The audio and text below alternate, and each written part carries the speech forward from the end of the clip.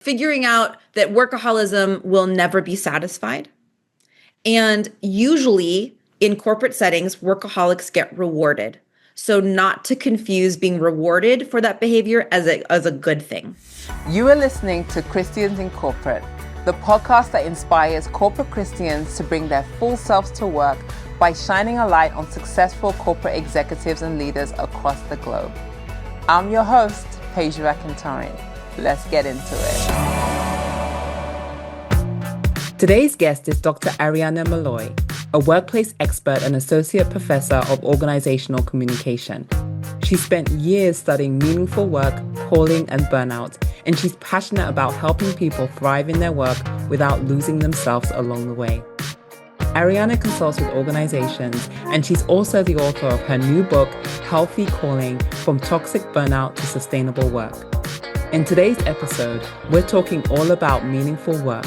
We're talking all about calling, burnout, workaholism, and how to build a more sustainable approach to work, especially in the corporate world. Let's dive in. All right, Arianna, how are you doing today? So great to have you on. How are you doing? I'm doing great, and I'm so excited to speak with you. I've been counting down the days. Yeah, same here. Well, I'm excited because today we're going to be diving into some relevant topics for many in the corporate world. We're going to be talking all things meaningful work. We're going to be talking about burnout. We're going to be talking about work as a call-in. And I know you've been studying this for the last 10 years, so over a decade, I believe. And so I believe our listeners are really in for a treat because I think you have some really fresh perspectives and really just some practical advice that I think is going to go a long way here today. But before we dive in, I do want us to go into some scenario-based questions. Okay. You are known as a workplace expert.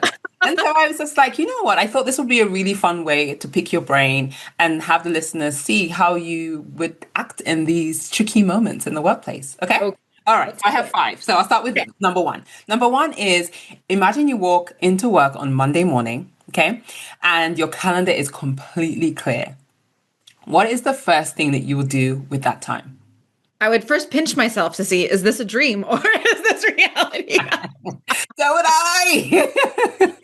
Yeah, if that scenario were to happen, I think I would resist the urge to get right to an immediate task. Mm-hmm.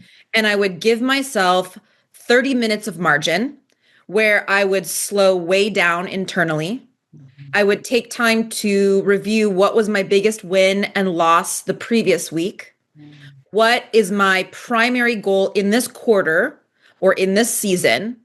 And then I know this gets real kind of minutia, but I would think about what's my goal for the week and then what's my goal for the day. Mm-hmm. I would try to get real slow. And what I've noticed for myself is that when I take time to get really slow and look around and pay attention to my breathing, invite the Holy Spirit in like hour by hour, the day is just much more seamless. So I think it would be automatic to want to rush and like, oh my gosh, I've got this extra time. Like, let's get it. But before I do that, I think I would slow down. Yeah. Slow down and smell the coffee. And I've actually started, I know I shouldn't answer this, but I did want to chime in because I started reading a book, Eat the Frog. I'm not sure if you're familiar with that. I've heard it, but I haven't read it yet. Oh, good. And it really does teach you to slow down and say, okay, I'm sure you've heard of the 80-20, right? Like, what are the 2 things or 3 things that I need to do that's going to give me the biggest impact? Like, so if I'm thinking about the one goal, what is the one thing that I need to do that will give me the biggest impact? So I love that. Just thinking. Okay, number 2, you're in a tough meeting where tensions are rising. Okay. What is your go-to strategy to bring calm and clarity to the room? That's so good. You know, one of the things we talk about in a class I teach called organizational communication is that there's 4 primary ways people tend to communicate in the workplace. Mm-hmm. And there's, of course, many other types, but these 4 dominant ways tend to surface, especially during conflict. So I think I would, again, try to slow myself down. And I would think to myself, what am I missing here? Where is each person coming from? What is the goal of the group? Because a lot of times when fractures happen and conflict happens in a meeting, it's that people lose sight of the common goal and they start thinking about the personal goals. They take everything personally and they forget, hey, we are here for a particular reason. So I think I would assess which approach of communication are they all coming from, and what do I need and what is our goal again? I would also maybe suggest that we just take a pause as a group. Just take a breath. Escalation can happen so fast. It's like a match to a dry forest. And if we're not careful, we will let ourselves get caught up in the momentum of the adrenaline of the fight or the potential fight, and we'll forget what our common goal is. That common goal is the reorientation that we need often. Yeah, I think that will resonate with a lot of our listeners. Thanks for sharing that. Okay, number 3, you're sitting across someone who's clearly burnt out, but won't admit it. What would you say to them to help them see it? Yeah. Oh, I love that one. So one of the things that is so important about burnout is that we stop thinking of it as a category. Like I'm burnt out or I'm not burnt out. Oh, I'm not burnt out yet. I'm fine. I can keep pushing. That's not the case. Burnout is a spectrum. And so you want to imagine on one side, healthy calling, healthy, meaningful work on one side, and then burnout on the other. And frankly, if you feel called to the work you're doing, there's also another layer of toxic burnout. And I would ask that person to imagine the spectrum and then where would they place themselves on it? And where do they want to be on it? Yeah.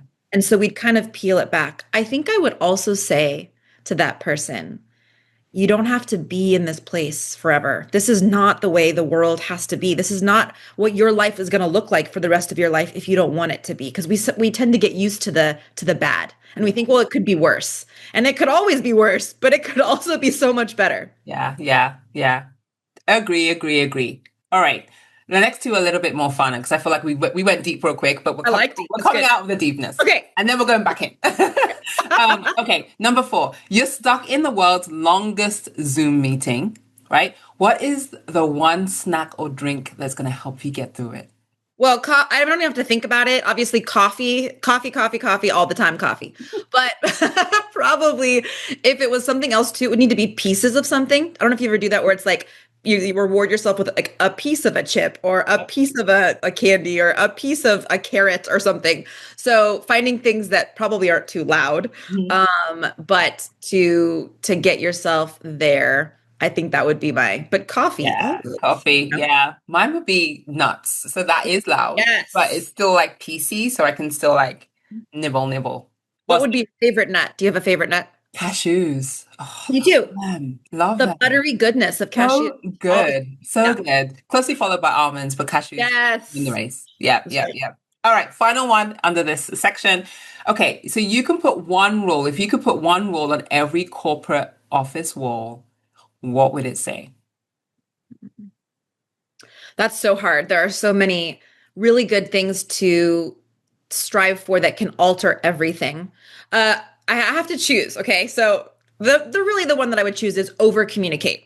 So over communicate because we need to hear something not 3 times, not 5 times, minimum 7 times before it registers for people. So one of the dangers of being in routine meetings is that we assume everyone knows. Well, likely the people who are not in the room definitely don't know, but even those in the room, they might not fully connect to the goal, the why. So over communication is so essential. It is not a waste of time. It's part of what will make something actually more effective. Now, efficiency is just doing it fast, but effectiveness is doing it well. And so over communication is the key. Yeah. But a side one would be always have your camera on in Zoom meetings. Because when your camera's off, Vanessa Van Edwards would say your trust is off. Eye contact generally, this is very culturally dependent, but eye contact generally is an invitation to communicate. And in a Zoom setting, we don't have all of that in-person sort of texture to the situation. So if your camera is off, there is no way people are going to get all of you. In fact, 70% of our communication, 70% is nonverbal, which means that when your camera is off, they're getting maybe 10%. Yeah. If you're speaking whenever you're speaking. That really resonates because I love it when people's cameras are on. It's more engaging. The conversation's a lot Absolutely. more richer. You get more out of it. And as you said, you can see how people are reacting to what you're saying. So I hope that's a key takeaway from most people listening to today. Turn your camera on. No one wants Yes, to see your profile picture. They want to see you. that's right. All right, let's get straight into it. I wanted to start off with you, right? Again, we talked about how you studied meaningful work, studied work as a calling, you studied burnout for over a decade now. What led you to study these topics? Was there like a personal experience that kind of sparked this focus? Yeah, I mean, I think going way back when I was a kid, I just grew up around the dinner table where we talked about our work. My parents talked about their work. I talked about my work at school. They treated my work at school like it was a job. And so work was just part of our conversation on a regular basis. My parents were part of a pastoral team for the first 7 years of my life. So that was one approach to work. And then they shifted to real estate, which was a whole other approach to work. I know, right? They taught me so much about so many things. One thing they didn't teach me as much about was rest. And so it's hard. I mean, depending on the kind of work you do, there are very designated times of rest, and there may not be any designated times of rest, and you have to choose that.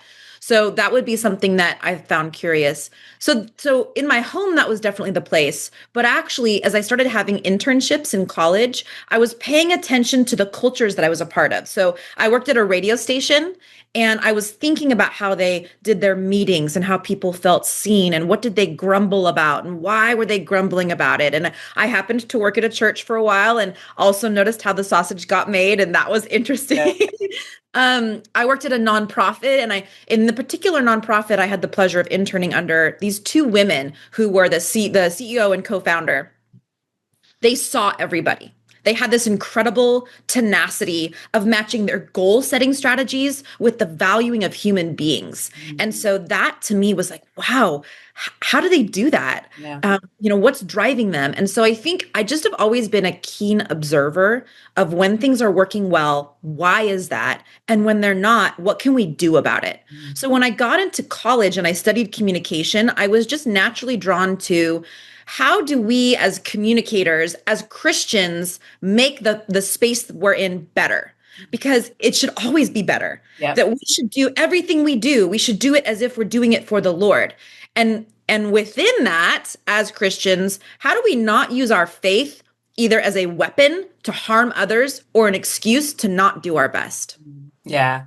Yeah, I agree with that. And going back to that thing you just said about how do we make things better? I think, the Bible talks about, Jesus tells us that we are salt. And when you Yes. think about us being salt, we enhance things, right? We think about salt, a property of salt is it makes things taste better. Like you can't have a potato chip without salt. You need salt.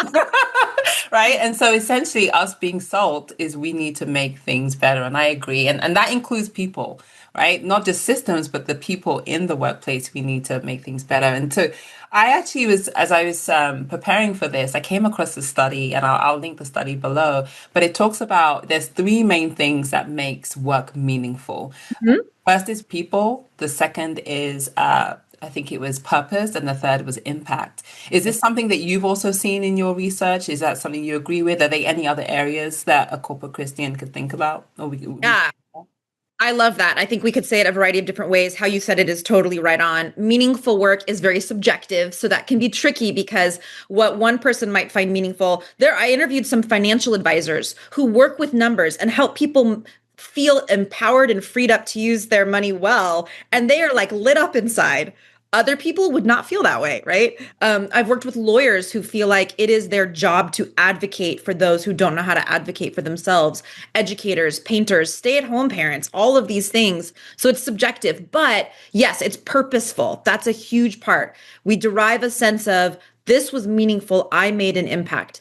A little bit of a tangent, but Dan Pink wrote a book a while ago called Drive. And he actually talks about not just meaningfulness, but motivation, that long-term motivation, right? And those three things that he talked about is that we can get better at something. So I think that's part of it too, is that We were made in the image of a creative, purpose-making God. Yeah. And there should be this desire in us to continue to grow and want to get better. So I think that's a sense of mastery. Is your work allowing that space to get better? And I think the other thing that he talked about was the ability to have purpose, that it's more than just simply, making money, but it's purpose. And then autonomy, just the ability to do Yeah. something where you're not feeling micromanaged all the time. So Yeah. those are really important parts of that meaningful work. Yeah, yeah, and I think that that really resonates with me, right? Just having that autonomy, as you said, having a deep purpose, because that makes you want to do the work much better too, right? Knowing that you're not just processing something, you're not just having a conversation, you're working to the greater good of something or helping someone in whatever capacity. So, um, my next question is, how can someone begin to discern if their job is a career? Is it a calling? Is it in between? Because I think this is a question that many people have. What are some of the markers that they can consider? Great. I love that question. So, generally speaking, we can think of work divided into three different options, but those are not contained. In other words, you could you could go through all three in one day depending on how your day looks. But the first one is that work could be just a job where it pays the bills. You are able to provide. You could even go on vacation, pay off your school debt, buy a new car if you need to. If your refrigerator breaks, you can do that. You can get that and it pays the bills, but it doesn't necessarily include your skill set or your passion or your background or your degree. So you might not be doing something that totally aligns with who you are. It's just the thing that pays the bills to live your life. So that's a job. Then there's career. And a career is where you are using your skill set. You are doing your passion and you're thinking about hierarchy of like, okay, in 10 years, I want to be here. In 15 years, I want to be here. When you get a corner office, it's a celebration. When you can like not only go on vacation, but you take your whole family on vacation. It's awesome. And here in the career drive, you feel most satisfied when you see external rewards. So, oh, that playground over there, I got to be a part of making that happen. Or, oh, this house that someone now gets to have, I got to be a part of making that happen. So that's a career minded focus. It's Yeah. a drive towards accelerating and growing and continuing. But then as it relates to calling, calling is different. Calling involves four key qualities, and we'll talk about those in a second. But essentially, when you're doing the good work, you may not see the external reward. Yeah. It's the internal, I made a difference in that person's life. And you might not be able to fully measure it, which is hard in corporate settings, right? You might not be able to fully record it, but you know that you're doing your passion and skill set. And so here are the four things that make it a calling, okay? Yeah. The first is that it's meaningful. We already talked about Yeah. that. The second is, and this is really important, you can identify a caller. Now, we as believers know that to be God. Jesus says, "My sheep hear my voice," right? We are hardwired to respond in a communicative act with our caller. And this is important as it relates to burnout, okay? But so meaningful, we identify a sense of caller. There's a relational response to something. The third is that it's your skill set and passion combined. So this is also important. You might not be automatically ready to go in surgery as a doctor. You have to go through medical training, but you get equipped. So this is where apprenticeship model is really important. The last thing is that you're making a positive difference in the lives of others. Mm, mm. This is what makes it different than a hobby. Social scientists call this pro-social behavior. And this is what makes it slightly different than a career, because a career might be for yourself, and there's nothing wrong with that. But this calling is a relational act between your caller, the community that you're impacting, and also yourself, which is called intrapersonal communication. Wow. That's a whole book in itself. Chapters in the book about that. That is so rich, and I think that a lot of people will like, now that you split it up into those three buckets, I'm like, oh, that makes, and I think a lot of people obviously sit between one and two, right?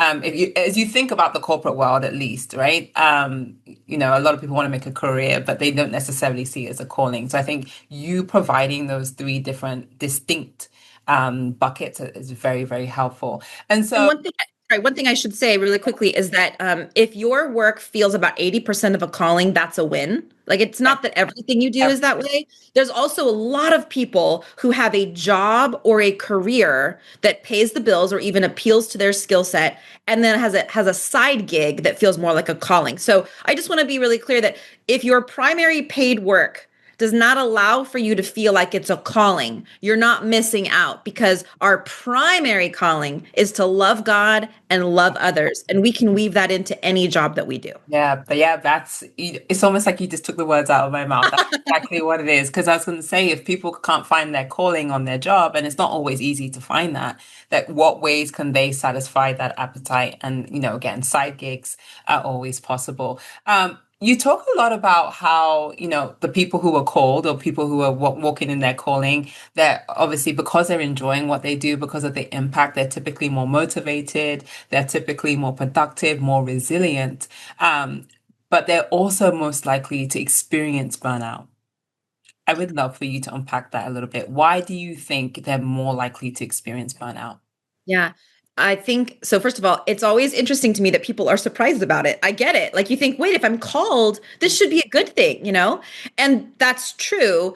But let's go back to the core of calling in the workplace. It's relationship. It's relationship with the caller, it's relationship with community, and it's relationship with yourself. It is very hard to say no when you see a need that you can fill. You know that if you answer that call, if you have that next meeting, if you work over hours, the impact that you're making will make other people feel better. So I work with a lot of healthcare professionals, people in hospitals, leadership executives who are dealing with actual life and death crisis.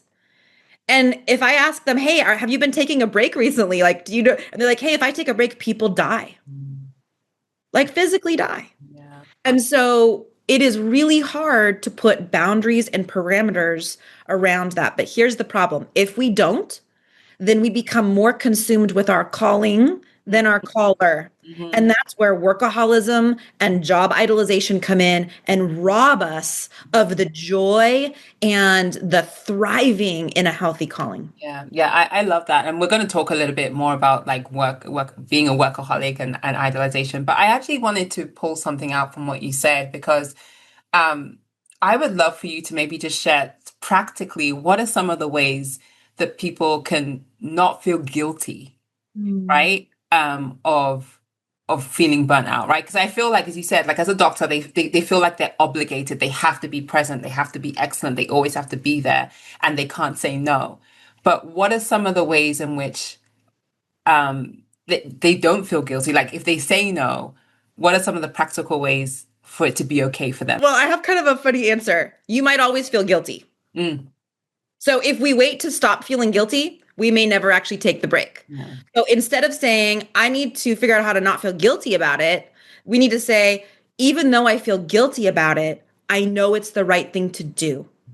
And so don't wait until it feels good to take a break, especially if you're in a high capacity momentum and rhythm. It's gonna feel awkward. It's kind of like if you've been on a boat and you get on dry land and you feel like you're swaying, you have your sea legs haven't left you yet. And so in the same way, we choose rest, we choose boundaries, not because it's separate from healthy work, but because it's essential to healthy work. We choose rest. We have boundaries because we want to model our life after Jesus, and Jesus had those things. Yeah, that I love that. I love that. And as you said that, something came to my mind that like you can't give what you don't have. So 100%. in that moment, like you're thinking, I got to do this, I got to do that. But if you don't have if you're completely burnt out, then the quality of what you're even providing and the service isn't going to be it's not going to be where it needs to be. So you're not even working with a spirit of excellence, which is what we've been called to do.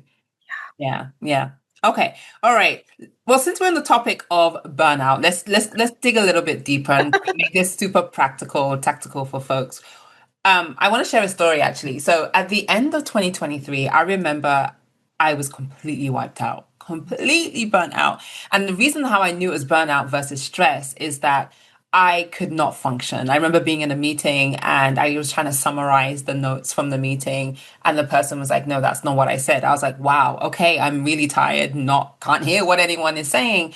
And I realized that it wasn't stress because it took me so long to recover. I feel like stress, and you can probably correct me with this, but stress is it doesn't take you as long to recover, but burnout is like, wow, you need a while. It almost took me over a year to recover. Finally there, praise the Lord, have my boundaries.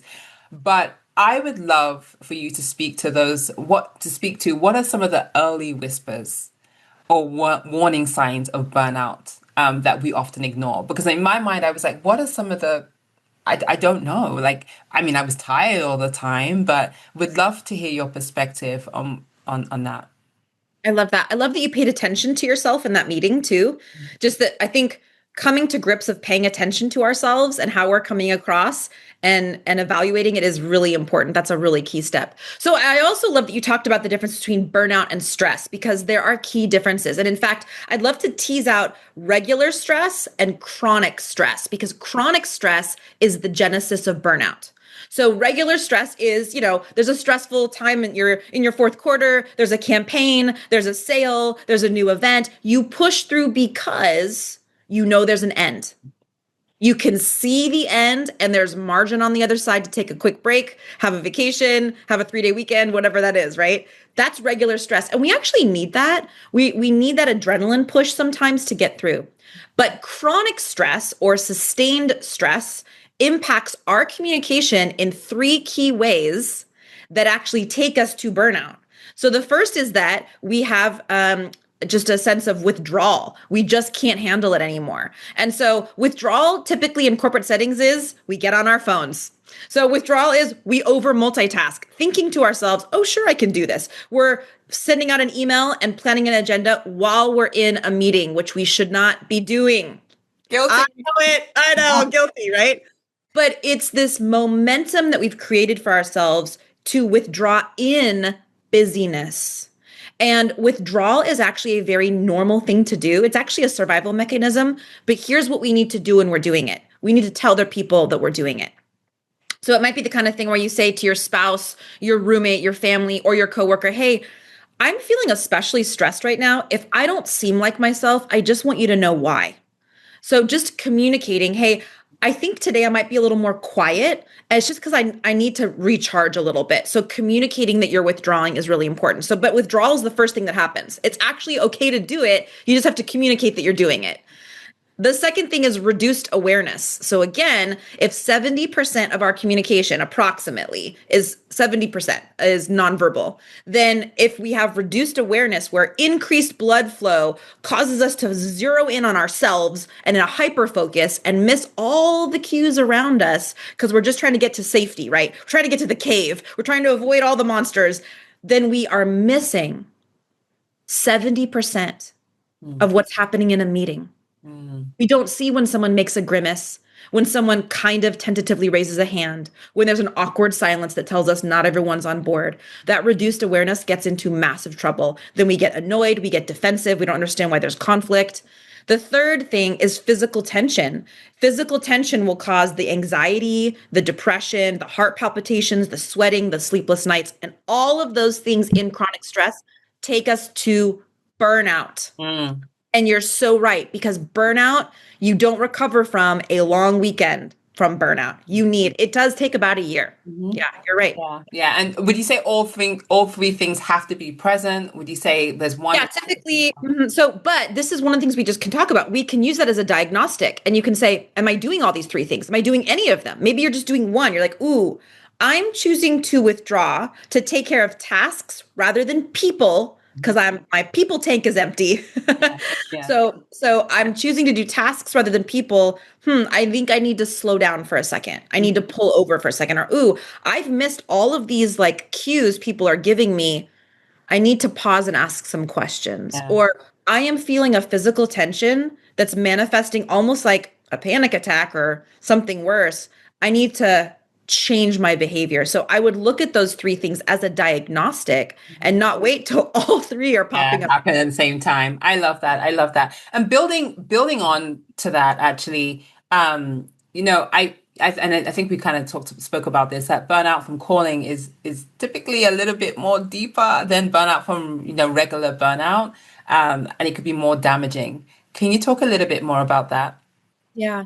So, I was talking to a digital advertising VP and he loves his job. Although the content isn't maybe his favorite thing, he loves being a shepherd and a pastor to the people he's in charge of. I was also talking to a chaplain of a police department, and she was like, hey, when I'm operating in my calling, I'm never burnt out in a healthy way. But when we slip into being more consumed with our calling rather than our caller, Mhm. the burnout is different. So regular burnout is, that apathy, relational exhaustion, mental paralysis. We want to binge watch something on Netflix, but we don't really even know what else to watch. We've watched all the things. We're like looking at our phone in the car. We look at our calendar. We're done with that. We look at our photos. We're done with that. We create a to-do list. We're done with that. We still don't want to So get out of the car, relatable. right? Yeah. That's regular burnout. And it's terrible. Burnout from a calling involves something more, because let's go back to the fact that calling is about relationship. When you feel burnt out, it's all of a sudden not just, I don't want to do what I'm doing anymore. It's, I don't know who I am anymore. It's a feeling of not being able to fulfill the call that your caller has given you, not being able to impact the community that you've committed to, or not wanting to. So what happens is, in toxic burnout is a something called deep shame. Mm. Deep shame that's tied to that relational, spiritual, emotional, I can't and I don't want to. Mm. And that's shame, guilt, like those feelings of well, who am I? What should I do? Confusion. That's really good. How can someone get out of that? So it takes time. Course correction takes time. So this means you have to have a long-term plan, not just a short-term plan. It is not a ripping off the band-aid. It is an entire correction of your lifestyle. So it's going to require tiny habits, atomic habits. It's going to require making some key changes and testing out what works and what doesn't work. But I would encourage anyone to not wait until they get to burnout, but pay attention to the burnout signs. This could involve thinking about how patient have you been recently with your coworkers or your personal life? Are you finding yourself more cynical than you used to be? Are you feeling rushed all the time so that your empathy is no longer a value you bring into the workplace? If that is the case, it's time to pull over. Yeah, yeah. So I want to get a little bit deeper though in terms of the solution, because I feel like there could be a lot of people, a lot of listeners who are actually in it right now, right? So totally understand the whole prevention, but if they're in there right now, you talked about atomic habits. What have you seen work? Obviously, you've been doing this work for a long time. What have you seen work? What are some of the habits that are generic that could be used across the board that has worked? Okay, so it's not going to sound exciting at first, but please stay with me because I promise it's helpful.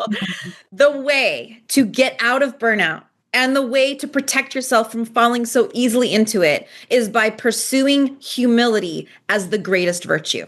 Mm. Okay. Now, I know that sounds wild, and I've done a bunch of research about this. I was part of a research fellowship studying humility. I didn't even see the connection until I looked at the way there are three parts to humility, especially in the workplace. And I looked at the people I studied who had a healthy calling, and it exactly matched the way that humility is enacted. Humility is the compass. It is the lifeline. It is the reorientation. And there are three things that humility involves. And if you pay attention to pursuing these things, it will help you get out of burnout and also avoid it as much as possible.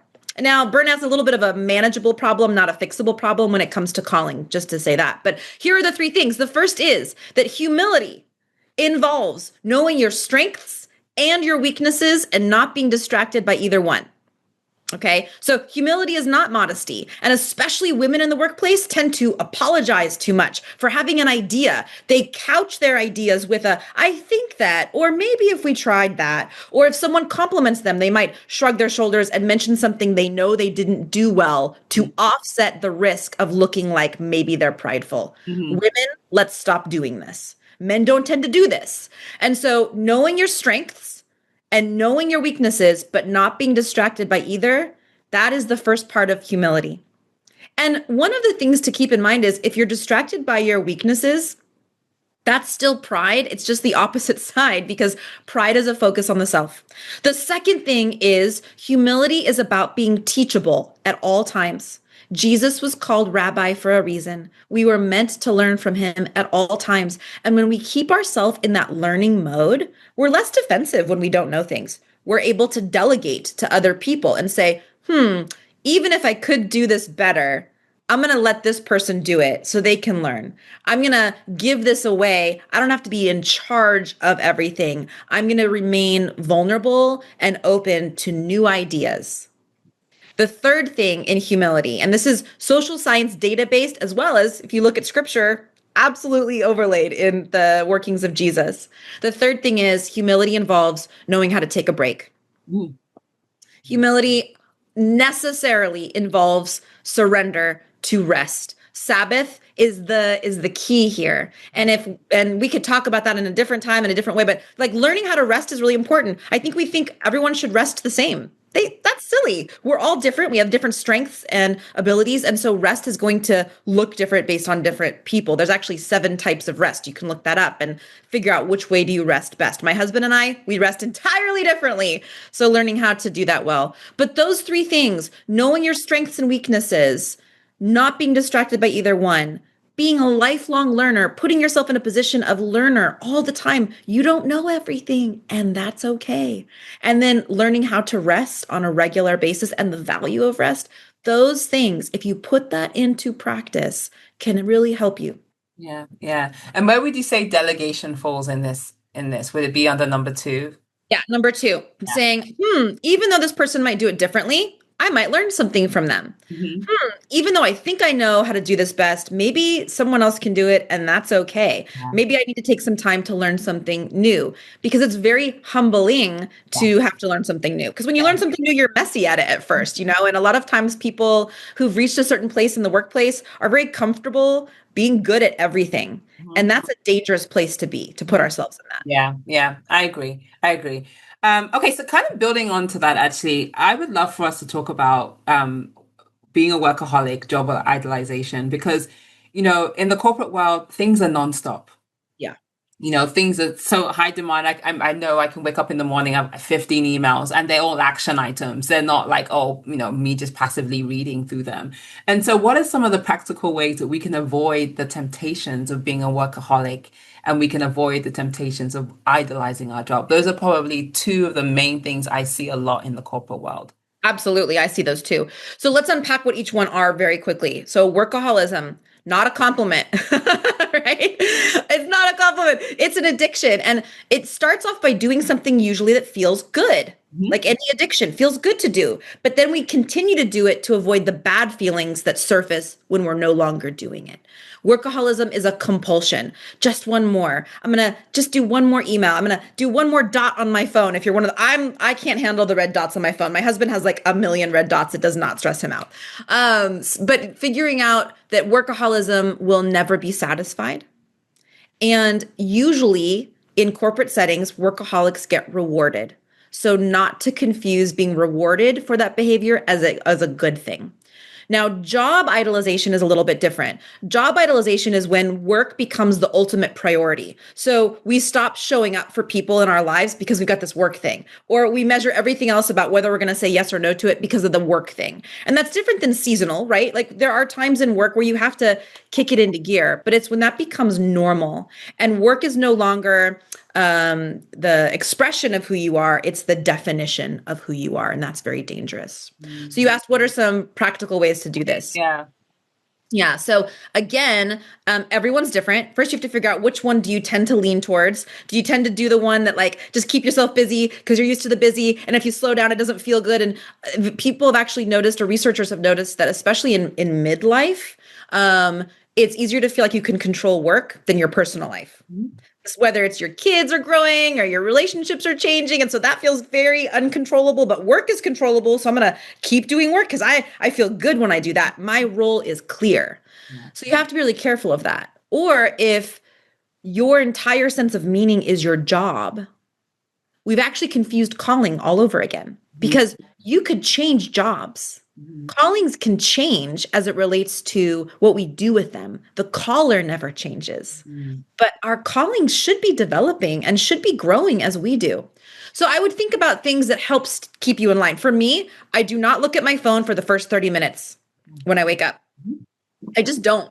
I wake up and I refuse to do that until I've taken a minute to breathe, to pray. For me, sometimes spending time with God is like listening to a Lectio 365 or an audio devotional or reading a scripture of the day and then praying as I'm driving somewhere. You know, it's not always nice and neat. If we wait for the nice and neat, it may not happen. Mhm. So that's one of those things. Another thing to think about is how you can build in micro breaks during your day. Social scientists have found that if you build in two different 10 to 15-minute breaks, and this break has to be a break from your phone, your laptop. It cannot be a screen included break unless you're listening to something. So podcasts, music, that's fine. But two 10 to 15-minute breaks can jumpstart your focus, can make you look at what you're doing with refreshed eyes, and can really help remind you what's important. Mm. I think the other thing is really deciding to take one day off a week. Mm. Yeah. Now, I'll be really clear. I have a young kid. My parents they need a lot of help in terms of their health. And my husband is working multiple jobs right now. Like we have lots of side projects and everything. So you might not be able to physically take a break. But as John Mark Comer and Ruth Haley Barton talk about, spiritual leaders talk about, taking a Sabbath is about taking a break from the work, the wants, and the worries in this world for 24 hours, tithing your time to the author of time because you know that he will be there for you. And I just cannot say enough how important that is. Yeah. Beautiful response. I think there's so many things that you said in there, but one thing that I think that again will resonate with our listeners is the fact that I think all of it would, but the fact that the workplace rewards being a workaholic, and that is so true. It's Yeah. who's the fastest to respond to this email, who's going to get this deliverable done quicker. That's what I see, and I think a lot of people react to that. And I think changing our mindset and understanding you don't have to be the first, you don't have to rush to do X, Y, and Z. Is really going to shift things too, and it releases that pressure that a lot of us experience. We're coming to the end. We're coming to the end. That day.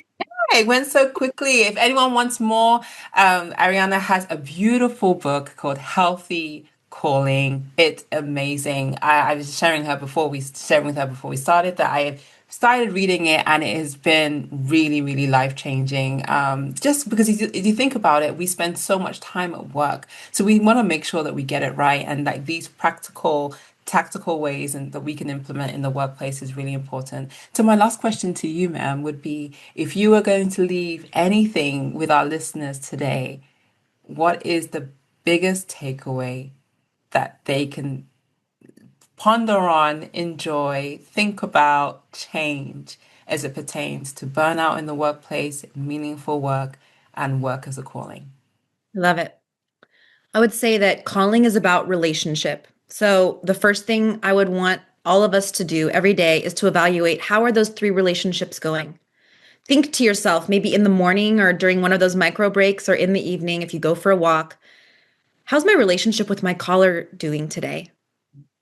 Is my soul thirsty? Am I spending time with him in a way that I feel connected to the Holy Spirit? Because that is the ultimate thing. And then how is my relationship with my community? Is anyone in my life feeling like I am missing them? Or is there a need in my community that I really need to think about? And then the last one is how am I doing? The one who is called.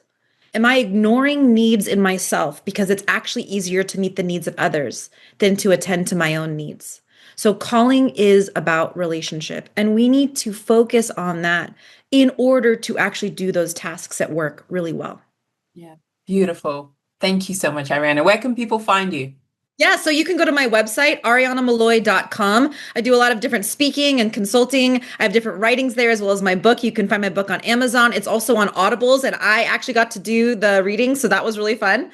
And just reach out to me if you have any questions. I'd be so happy to help talk about this or, converse about it in any way. It's my favorite thing. Yeah. Awesome. Thank you, ma'am. Appreciate you. My pleasure. Appreciate you. Thank you so much for listening to the Christians in Corporate podcast. I hope you enjoyed this episode. I would love to hear your feedback. So please be sure to comment down below or connect with me on social media using the handle @PageRakinTarian. Oh, wait, and one more thing. Please don't forget to like, share, and subscribe for more content just like this. See you in the next episode.